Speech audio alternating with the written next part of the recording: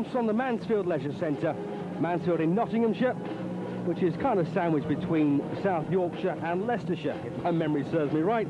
Main event tonight features Andy Holligan, the leading contender for the European light welterweight contest. But we're going to kick off with a 6-round bantamweight contest between this young fella, Kevin Jenkins, against the sensational Naseem Hamed. And I say that, and I absolutely mean it. I think Britain's best bet for a major championship in the near future. But Jenkins, a right tough opponent. His record doesn't look too inspiring. 3 wins, a dozen losses and 3 draws. But when I tell you the kind of men he's faced, I think you'll understand why. Here's Hamed. Very theatrical. Walked to the ring by John Ingle. But the thing about Hamed's antics, he can actually back them up. I'm not so sure that I agree with his disco dancing on the way to the ring. And if you're wondering where Chris Eubank got his antics from, it was from this young fellow when Eubank visited Brendan Ingle's gym in Sheffield and saw Naseem Hamed, or Naz as he's known, leaping over the top rope just like that. And everything else he's ever done. And here's a face-off here between these 2 young fellas. And of course Jenkins knows exactly what Hamed's made of. Managed by Brendan Ingle, promoted by Mickey Duff these days. Jenkins have pro since December 89. Here's MC Mike Goodall. 3-minute rounds in the blue corner wearing blue trunks. Would you please welcome from Ammanford in Wales, Kevin Jenkins. There he is, Kevin Jenkins, 22 years of age, from South Wales, Ammanford, near Swansea. His opponent in the red corner wearing the green trunks, formerly from the Yemen, now from Sheffield, Prince Naseem Hamed. There he is then, Prince Naseem Hamed. And forward roll and somersault. Well, he's full of himself, isn't he? Only 19 years of age as well. I've known him for about, since he was 12 or 13, I think. And he's always been a cheeky little monster. But as I say, he can back it up. He's a hell of a punch. I sparred with him once, and he only hit me in the chest, thankfully, for a few rounds, and I could hardly breathe for a week. Anyway, Kevin Jenkins, a good test here. And when I tell you that Jenkins' last fight, he took Paul Weir the full 8-round distance. Weir recently crowned the WBO strawweight champion. So good form that by Jenkins. It also held Darren Fifield to a draw. Fifield was beaten recently in a Southern Area title fight against Mickey Cantwell. For some good lands, but he will never have faced anyone like Hamed, who's a switch hitter coming out in the southpaw stance. Hamed's parents originally come from the Yemen, or Aden as it used to be called, but now the countries have amalgamated. And Kevin Jenkins is incredibly game, brave performer, and he'll need to be here. That or incredibly smart. He's boxed Robbie Reagan, lost on points over 10 rounds. That was for the vacant Welsh flyweight championship a couple of years ago, and referee Jim Pridding there warning Hamed for slapping. And I should think Kevin Jenkins saying, well, I don't mind if he slaps me, I'd much prefer that to a knuckle. And Robbie Reagan, of course, is the current European flyweight champion. He also boxed and beat James Drummond, Kevin Jenkins, and Drummond went on to fight for the British title on 2 occasions.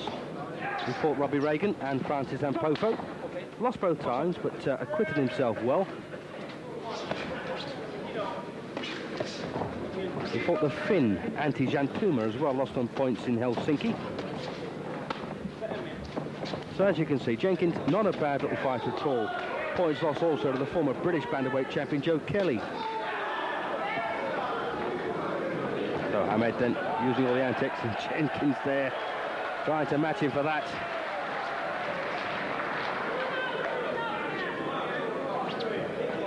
I think Hamed is our next best bet for a major championship. I know manager Brendan Ingle's trying to get Hamed a crack at the European bantamweight crown, and it won't stop there, believe me. Some people criticise him for being too much of a showman, but I must admit I do like that. We do need characters in British boxing. Try and get the crowds back in. They'll either pay to see him win or lose, and who cares?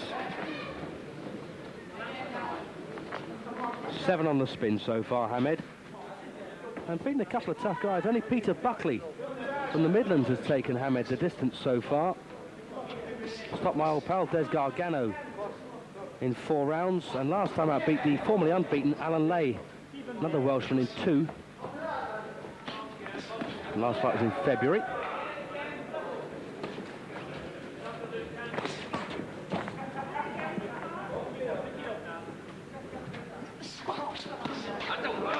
Now they're really putting some power behind that right hook that just whizzed past the chin of Jenkins.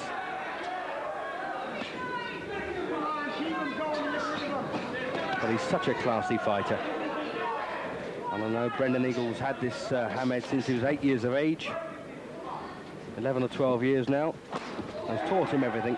Goes to all the minor shows up and down the country and telling everyone he's the next champion of the world. And you better believe it. Good round there for Hamed. Won everything possible as an amateur. In the junior ranks, never boxed as a senior. Had thoughts of representing the Yemen at the Barcelona Olympic Games, but decided to punch for pay instead. Former schoolboy champion on numerous occasions, won the junior ABAs as well, also the NABC championships.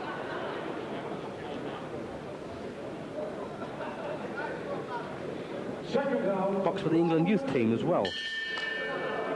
So round 2 then of a scheduled 6 threes. Well, a stumble there and almost an uppercut to put Jenkins on the floor.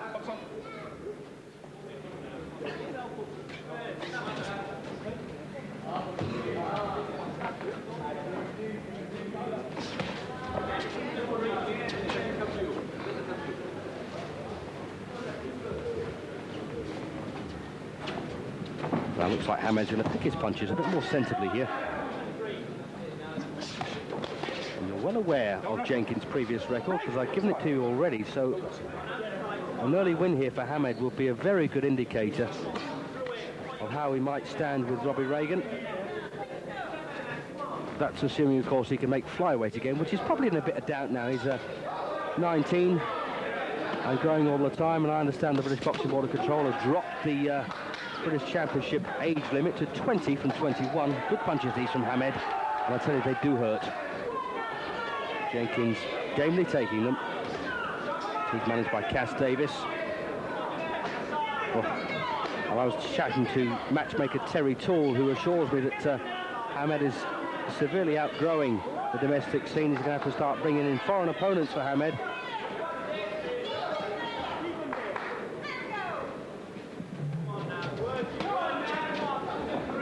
And Jenkins hurt by these punches. You don't often see him discouraged. And Hamed, they're backing off.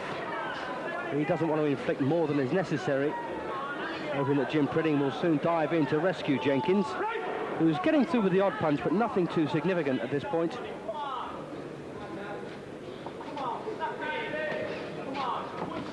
Well, I'm surprised the crowd aren't asking for this one to be stopped at this point. It's a painful, one-sided match at the moment.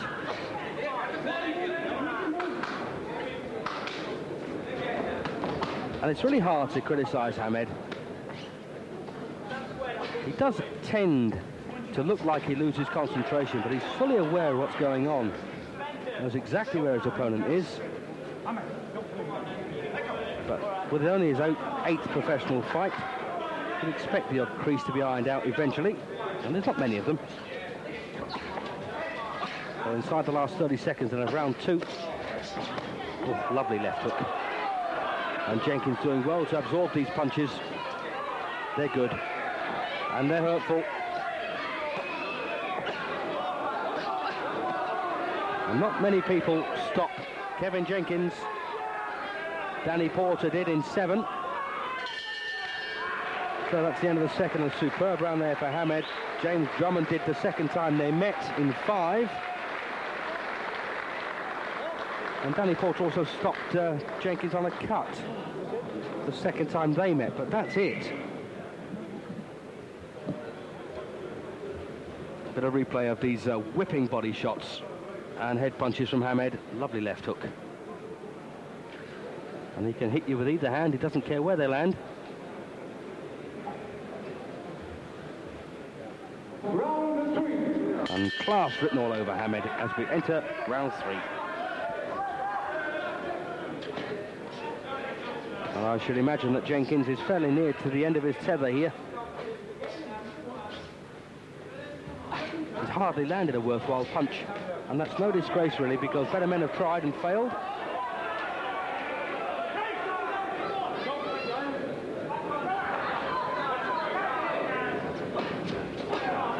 And I dare say Hamed, oh, lovely body shot there. I was about to say he's going to be looking for a clean finish, and that was a lovely body shot. See Norman Maddox there, the timekeeper, tolling the count in the background. Well, he's up at 8.5. If he'd had any sense, he'd have stayed down, but as I say, he's very game. So the finish is in sight.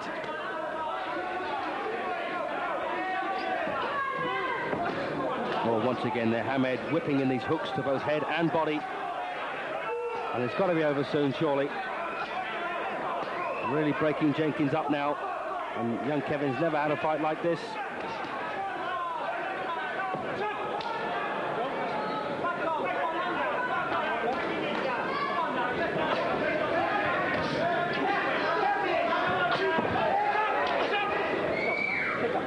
Not down there, okay. Well, Jim Pritting there, calling that one low.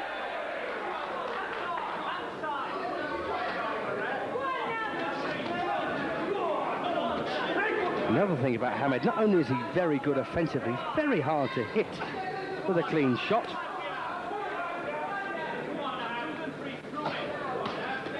And really putting some meat behind those body shots now. Jenkins almost keeled over again. Referee Jim Pritting just checking it, and the towels come in from that corner. Well, the referee is in his rights to ignore it. Says box on.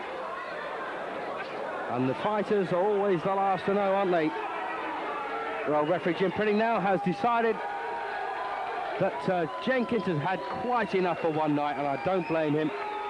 I would like to have seen that ending earlier, but Hamed records his 8th pro win, 7 inside the distance. What a record.